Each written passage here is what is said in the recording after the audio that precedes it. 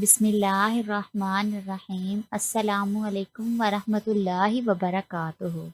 जब दादी की वफ़ात हुई तो मैंने वो संदूक छुपा दिया और जब खोल कर देखा तो मेरी सांस हो गई।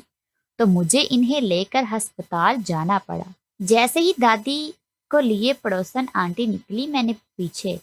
मेरा नाम मरहा है। मैंने होश ही आगोश में संभाला था। मैंने शुरू से अपने पास दादी को ही पाया था। मेरे माँ बाप कहते थे मुझे इल्म नहीं था। मैं दादी के साथ गांव में एक छोटे से मकान में रहती थी। एक कमरे का वो मकान मेरी और दादी की अपनी दुनिया थी। हमने एक साथ जिंदगी का लंबा सफर गुजारा था। सर्दी, गर्मी, खजा, बहार, सब वही थी। न कहीं जाना होता था, न किसी ने आना था। मैंने गांव के स्कूल में 5वीं तक तालीम हासिल की। न मुझे तालीम हासिल करने का शौक था और ना ही चिढ़ होती थी। मेरा हाल आम बच्चों जैसा था। जब मेरा स्कूल मुकम्मल हुआ तो दादी परेशान हो गई। मेरे पूछने पर बोली, मैं चाहती थी तो ढेर सारा पढ़े ताकि अपने लिए कुछ कर सके, मगर मैं तुझे शहर नहीं भेज सकती। मैं इन पर बात पर हर बार मुस्कुरा देती थी। मुझे लगता था वो मेरा अकेले रहने की वजह से परेशान होती हैं, तभी मुझे शहर नहीं भेज रही। एक रोज मैंने इनसे कहा, इन्हें मुझे पढ़ाने का इतना ही शौक है तो वो मुझे लेकर शहर शिफ्ट हो जाएं। मुझे लगा ये बात इन्हें पसंद आएगी, मगर इनका चेहरा मेरी बात सुनकर सफेद हो गया। मैंने परेशानी से इन्हें देखा तो वो जल्दी से बोले, नहीं, तू शहर मत जाना, कभी मत जाना, चाहे कुछ भी हो जाए। मुझे इनकी बात समझ ना आई। ऐसा वो क्यों कह रही थी? क्या था शहर में?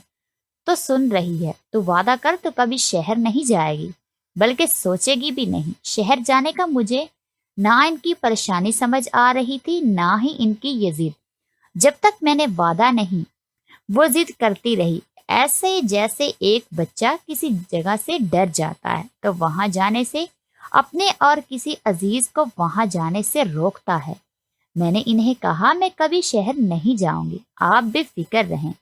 तो वो सुकून से चारपाई पर लेट गई। मेरी उम्र 15 साल हो गई थी।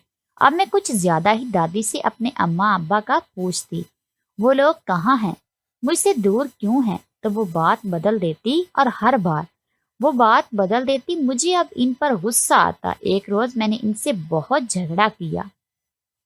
मुझे जानना था मेरे माँ बाप कहाँ हैं। वो काफी देर सुनती रही मगर कुछ ना बोली, खामोश आंसू बहाती रही।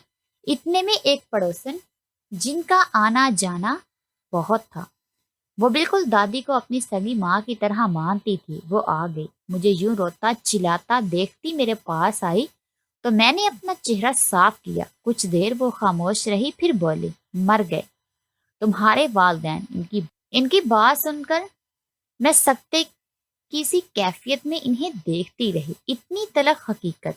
मैंने दादी को देखा जो सीने पर हाथ रखे एन आंटी को यूं देख रही जैसे इन्होंने झूठ बोला हो। मैं दादी के पास गई और इनके गले लगती रोती रही, फिर वहां से कमरे में चली गई। रात रोते हुए जाने कब आंख लगी। अगली सुबह मैंने दादी से कोई बात नहीं की। दादी भी खामोश थी। चंदा में पड़ोस से होकर आती हूँ, वो बगल में एक छोटा सा संदूक लिए बोली। मैंने इन्हें देखते इस संदूक को देखा। ऐसा क्या था इसमें कि दादी हर जगह इसे साथ लेकर जाती। मैंने बचपन से इस संदूक को यूं दादी के पहलों में पाया था। मुझे याद था जब मैं छोटी थी तो दादी यही संदूक अपने पास रखती थी। मुझे हाथ लगाने की भी इजाजत नहीं थी। एक बार इसी संदूक की वजह से दादी ने मुझ पर हाथ उठाया था। इसके अलावा इन्होंने कभी मुझे डांटा तक नहीं था। इसी मार की वजह से वह संदूक मुझे बुरा लगता था, या यूं कहा जाए जहर लगता। मगर अब मुझे इस संदूक पर हैरत थी। मेरे जहन में तरह तरह के ख्यालात आते थे। कुछ तो ऐसा था इस संदूक में जो शायद बहुत कीमती था। मैंने सोचा किसी तरह इस संदूक को खोल कर देख लूं, मगर दादी के होते ये मुमकिन नहीं था। जब ये बात मैंने अपनी अकलौती सहेली नूर को बताई तो वो बोली, हो सकता है इसमें जेवर हो जो दादी मुझे मेरी शादी पर देगी। इसकी इस बात पर मैंने खुशी से असबात में सर हिलाया। अब मुझे मेरी शादी का इंतजार था। एक रोज मैं सेहन में बैठी सब्जी काट रही थी जब दादी बाहर से आई। ان کے پاس وہی صندوق تھا، وہ ڈھیر ہاتھ کا صندوق جو ہر وقت ان کے پاس ہوتا تھا۔ انہوں نے اپنے ساتھ ہی اسے یوں رکھا جیسے ماں میلے میں اپنے بچے کو ساتھ رکھتی ہے۔ گم ہونے کے اندیشے سے میں نے کچھ دیر انہیں دیکھا، پھر کچھ سوچ کر ان سے کہا، دادی آپ نے کون سا خزانہ چھپایا ہے اس صندوق میں جسے آپ ہر وقت اپنے پاس رکھتی ہیں؟ تو وہ گھبرا گئی۔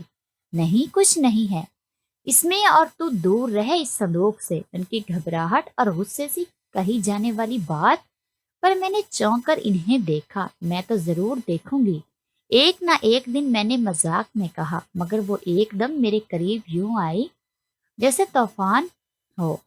دیکھ میری بچی، میری لاڈو، تو اسے کبھی مت کھولنا، چاہے کچھ بھی ہو، کچھ بھی۔ اور میری بات یاد رکھنا، جب میں مر جاؤں تو اس صندوق کو میرے ساتھ میری قبر میں دفن کرنا۔ میں ان کی بات سن پتھر کی ہو گئی۔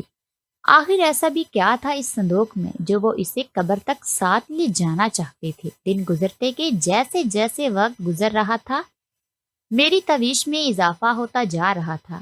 میں نور کی بات یاد کر کے خود کو تسلی دیتی رہی کہ شاید دادی نے مجھ سے مذاق کیا ہو۔ ایک روز میں دوپہر کو سو رہی تھی، گرمیوں کے دن تھے۔ میں اور دادی کام سے فارغ ہو کر روز 11 بجے تک سو جاتے اور ظہر کی نماز کے لیے اٹھتے تھے۔ اس دوران دروازے پر دستک ہوئی، میں اٹھتی اس سے پہلے ہی دادی اٹھ گئی۔ انہیں اٹھتا دیکھ کر میں دوبارہ سو گئی۔ مجھے لگا کوئی پڑوسن ہوگی جو اس وقت آئی ہے۔ میرے اٹھنے کا فائدہ نہیں تھا، دادی کی باتیں میرے سر کے اوپر سے گزرتی تھی۔ اب بھی کچھ ہی دیر گزری تھی جب میری نیند میں خلل بلند ہوتی۔ بحث پر پڑا، میں نے کروٹ بدلی، مگر باہر سے آتی باتوں کی آوازیں مجھے عجیب لگی، کیونکہ آواز کسی مرد کی تھی۔ ہمارے گھر میں تو کوئی مرد نہیں آتا تھا اور ایک عرصہ ہو چکا تھا دادو نے گاؤں کے مردوں کو اندر آنے سے منع کر دیا تھا۔ میں اٹھ کر بیٹھتی، ان آوازوں پر غور کرنے لگی۔ وہ آواز کسی اجنبی کی تھی۔ میں نے دوپٹہ سر پر لیا اور باہر دروازے تک گئی۔ وہاں کوئی آدمی کھڑا دادو سے بات کر رہا تھا۔ اس کا چہرہ دوسری طرف تھا۔ اس سے پہلے میں ان کا چہرہ دیکھ پاتی، دادو کی نظر مجھ پر پڑی تو وہ جلدی سے میرے پاس آئی۔ اندر چل، باہر مت آنا جب تک میں نہ کہوں۔ دادی نے مجھے کمرے میں دھکیلتے دروازہ باہر سے بند کیا۔ مجھے سمجھ نہیں آ رہا تھا ہو کیا رہا ہے، اس کے نہ جانے کیا ہوا، مگر بلند بحث اب سرگوشیوں میں بدل گئی تھی۔ چاہ کر میں کچھ نہ سن سکی۔ کون تھا وہ؟ کیا کرنے آیا تھا؟ اور دادو نے مجھے کمرے میں قید کیوں کیا؟ وجہ کیا تھی؟ میں یہی سوچتی پاگل ہو رہی تھی۔ تقریباً 1 گھنٹے بعد دادو نے کمرے کا دروازہ کھولا تو میں غصے سے باہر گئی۔ وہاں اب کوئی نہیں تھا۔ دادو، آپ نے مجھے اندر کیوں بند کیا؟ میں نے غصے سے پوچھا تو وہ رونے لگی۔ میں انہیں روتا دیکھ کر ہڑبڑا گئی۔ دادو، کیا ہوا؟ آپ رو کیوں رہی ہیں؟ میں نے ان کے قریب بیٹھتے پوچھا۔ میں نے اپنی ساری زندگی میں انہیں روتے نہیں دیکھا تھا، مگر انہوں نے جواب نہ دیا۔ میں نے کئی بار وہ آدمی کون تھا، آپ رو کیوں رہی تھی، مگر وہ کچھ نہ بولی تو میں خاموش ہو گئی۔ 1 ہفتے بعد گاؤں میں شادی تھی تو دادو نے مجھے میری پسند کے کپڑے لے کر دیے۔ مجھے ایک بات کبھی سمجھ نہ آئی، میرے اخراجات دادو کیسے اٹھاتی تھی؟ نہ وہ کوئی کام کرتی تھی اور نہ ہماری کوئی زمینیں تھی، تو وہ کیسے یہ سب کر رہی تھی؟ میں دن بدن الجھتی جا رہی تھی۔ کیا ہو رہا تھا میری زندگی میں؟ کیوں ہو رہا تھا یہ سب؟ پہلے وہ صندوق، پھر وہ آدمی اور گھر کے اخراجات۔ میں کسی چیز کو سمجھ نہیں پا رہی تھی۔ شادی کی تیاریاں 2 دن میں مکمل ہو چکی تھی۔ مہندی کے دن جب میں تیار ہو کر باہر آئی جہاں دادی میرا انتظار کر رہی تھی تو میں نے انہیں چلنے کا بولا۔ میرے کہتے ہی وہ اٹھ گئی۔ ابھی ہم باہر نکلتے جب میری نظر اس صندوق پر پڑی جو دادو نے پکڑا ہوا تھا۔ دادو، آپ یہ کہاں لے کر جا رہی ہیں؟ میں نے حیرت سے پوچھا۔ وہاں اتنے لوگوں نے ہونا تھا اور ویسے بھی گاؤں کے لوگ دادو کے ہاتھ میں وہ صندوق دیکھ کر انہیں ذہنی مریض کہتے تھے۔ تو چھوڑ اسے، بس تو آ جا، دیر ہو رہی ہے۔ دادو نے وہ صندوق چادر کے نیچے کیا۔ وہاں پہنچتے میرا سر جھکا ہوا تھا اور وہ پھر وہی ہوا جس کا ڈر تھا۔ لوگ دادو کے ہاتھ میں وہ صندوق دیکھ کر طرح طرح کی باتیں کر رہے تھے۔ کوئی کہتا بڑھیا پاگل ہے جو ہر وقت اس لکڑے کے ڈبے کو سینے سے لگا کر رکھتی ہے۔ کوئی کہتا کچھ قیمتی ہوگا، اور جب بھی کوئی اس صندوق میں کسی قیمتی چیز کا ذکر کرتا میرا دل ڈر جاتا کہ کہیں کوئی کسی غلط فہمی میں آ کر دادوں سے وہ صندوق لینے کو انہیں نقصان نہ پہنچا دے۔ میں ایک طرف بیٹھی تھی جب ایک عورت میرے پاس آئی۔ تمہاری دادوں کے ہاتھ میں جو صندوق ہے وہ ہر وقت اپنے ساتھ رکھتی ہے، ایسا کیا ہے اس میں؟ کوئی قیمتی چیز ہے؟ وہ رازدار ہوتی پوچھ رہی تھی۔ ایسا کچھ نہیں ہے خالہ، اس میں میرے ابا کی اور اماں کی کچھ تصویریں ہیں جو انہیں بہت عزیز ہیں۔ میں نے سوچتے ہوئے کہا، ایسی بھی کیا تصویریں جو ہر جگہ لے کر گھومتی ہے؟ وہ منہ بناتے بولے، انہیں ڈر ہے کہ کہیں یہ تصویریں کہیں گم نہ ہو جائیں۔ میں نے ان کی تسلی کرنی چاہی اور وہاں سے اٹھ کر چلی گئی۔ مجھے ڈر لگ رہا تھا، اسی لیے دادوں کے لیے وہاں سے اسی وقت گھر آ گئی۔ دادو، آپ ہر جگہ نہ لے کر جایا کریں، اس صندوق کو گھر پر رکھ دیں۔ میں نے انہیں سمجھانا چاہا، نہیں، مجھے یہ بہت عزیز ہے، اسی لیے میں اسے کہیں نہیں رکھ سکتی۔ وہ اسی صندوق کو سینے سے لگائے بولے، دادو آپ سمجھ نہیں رہے، لوگ باتیں کرتے ہیں، انہیں شک ہے کہ اس میں ابھی بول رہی تھی جب وہ مجھے گھورتے ہوئے میری بات کاٹ کر بولی، چھوڑ لوگوں کو، ان کی تو عادت ہے، اور تو زیادہ باتیں نہ بنا، نہ اپنے ذہن پر زور دے، سو جا۔ وہ معمول کے مطابق اس صندوق کو ساتھ لگائے سونے کے لیے لیٹ گئی۔ میں بس انہیں دیکھ کر رہ گئی۔ مجھے کسی طرح وہ صندوق کہیں چھپانا تھا، کسی ایسی جگہ جہاں سے دادو اسے تلاش نہ کر سکے اور لوگوں کی نظر بھی کہیں اور جائے۔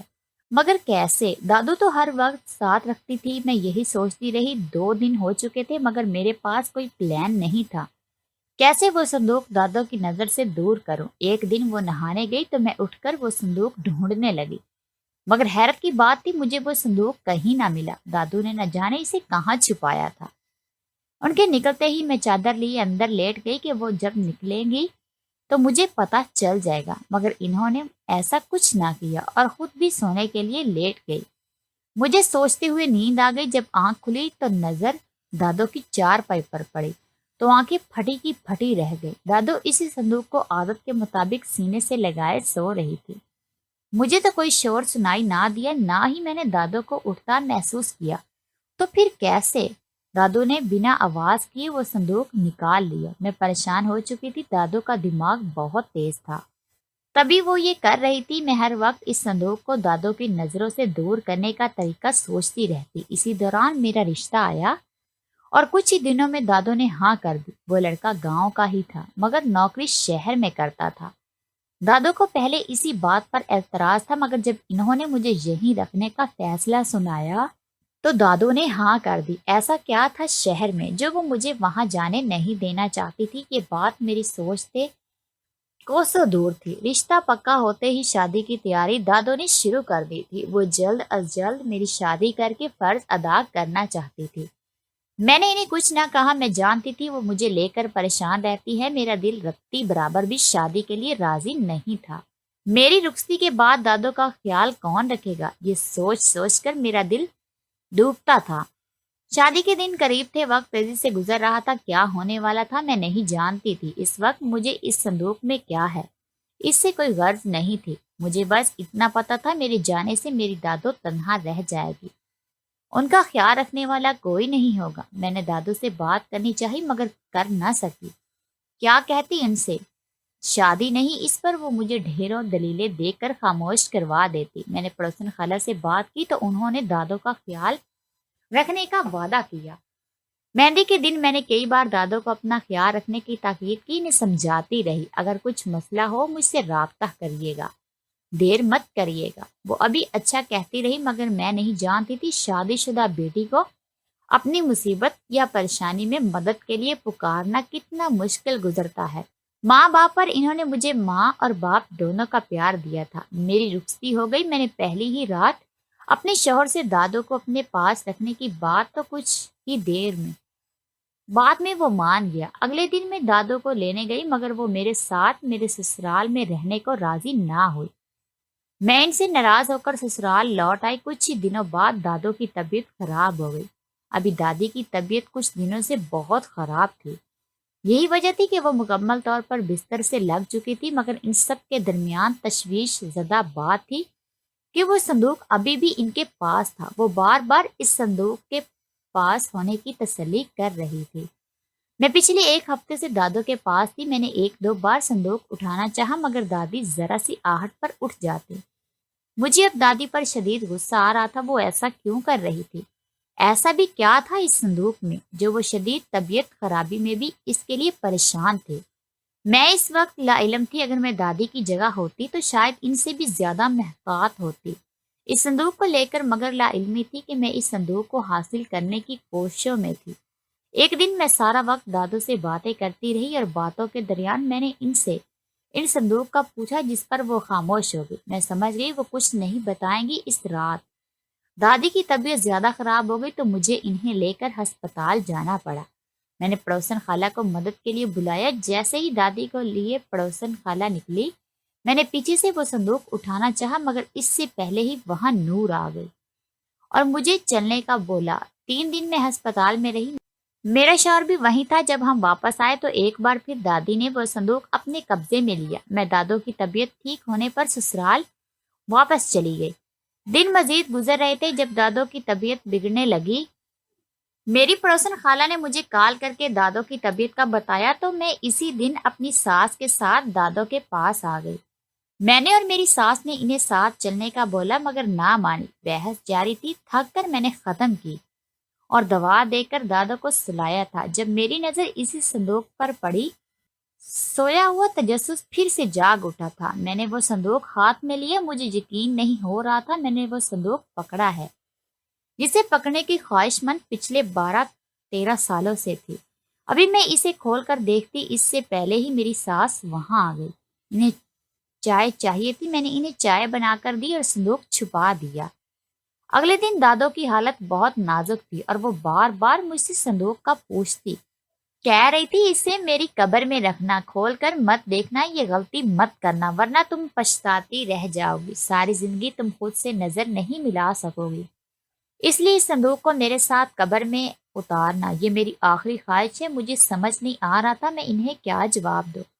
میں بس انہیں ٹھیک ہونے کی تسلی دے رہی تھی اور شاید میں خود کو بھی تسلی دے رہی تھی کہ وہ ٹھیک ہو جائیں گے۔ ڈاکٹر نے ان کی حالت دیکھ کر انہیں شہر کے کسی بڑے ہسپتال میں لے جانے کا مشورہ دیا تو انہوں نے انکار کر دیا اور سختی سے منع کیا کہ انہیں شہر نہیں جانا۔ میں پریشان تھی وہ کیوں یہ ضد لگائے بیٹھی تھی۔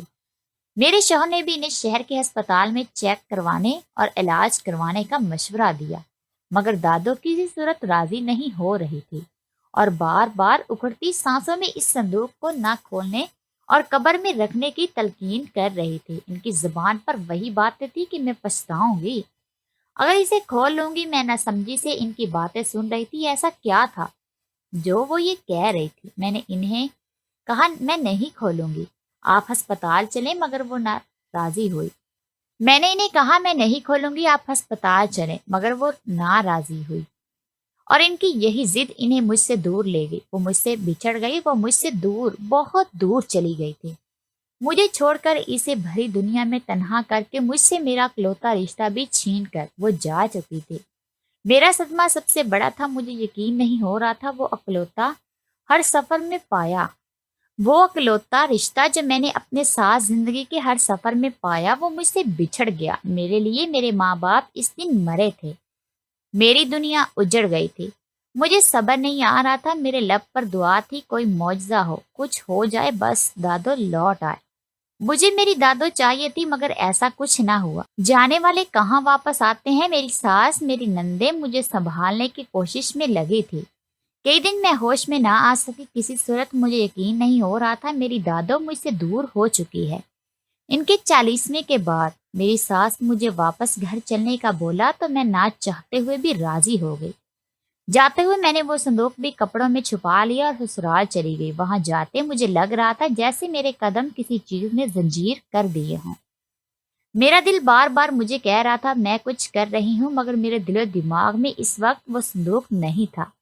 مجھے لگ رہا جیسے دادو کے گھر سے جا رہی ہوں، اس لیے ایسا ہو رہا ہے، مگر اس آنے والے طوفان سے میں انجان تھی، اپنی بربادی سے لا علم تھی۔ سسرال پہنچتے ہی سب سے پہلے اپنے کمرے کی صفائی کی اور پھر رات کا انتظار کرنے لگی۔ میرے وہاں جانے کے بعد تمام رشتہ دار مجھ سے ملنے آنے لگے، تعزیت کرنے والوں کی تو قطاریں لگی تھی، رات دیر تک یہی سب چلتا رہا اور کئی دن جاری رہا۔ میرے پاس وہ صندوق کھولنے کا وقت نہیں تھا، رات بھی چھوٹی۔ نند میرے پاس ہوتی تھی کافی دن بعد، جب لوگوں کا آنا کم ہوا اور نند کے پیپرز شروع ہوئے تو وہ شہر چلے گئے۔ اب میرے پاس رات کو کوئی نہ ہوتا تھا۔ میں نے ایک رات 11 بجے کے بعد، جب سب سو گئے، ان کے سونے کا یقین کر کے اپنے کمرے کا دروازہ بند کرتے وہ صندوق نکالا اور اسے کھول کر دیکھا۔ اس میں کچھ تصویریں تھیں اور کچھ خط۔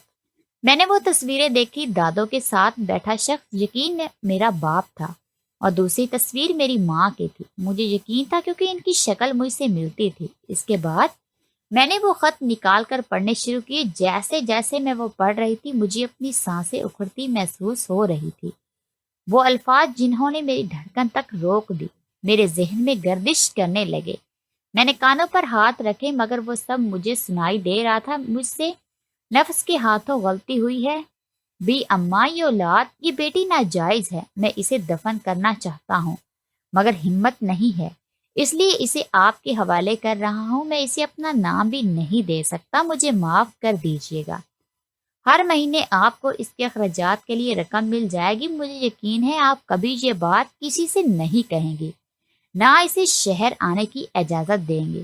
اس کے آنے سے میرا ہنستا بستا گھر اجڑ جائے گا، میرے والدین مجھے زندہ دفن کر دیں گے اور بیوی چھوڑ دے گی۔ یہ ایک طوائف کی اولاد نہ ہوتی تو میں اسے رکھ لیتا، مگر اب اسے اپنا نام دینا ناممکن ہے۔ آپ ہماری پرانی ملازمہ ہیں، اس لیے آپ پر اعتبار کر رہا ہوں۔ وہ ساری باتیں کسی خنجر کی طرح میرے جسم کو چیر رہی تھی۔ میں کون تھی؟ یہ حقیقت تو اب پتہ چلی تھی۔ دادی صحیح کہتی تھی، میں پچھتاؤں گی۔ میں آج بھی پچھتاتی ہوں، ڈر جاتی ہوں کہ اگر یہ بات میرے شوہر کو پتہ چل گئی تو وہ میرے ساتھ کیا سلوک کرے گا؟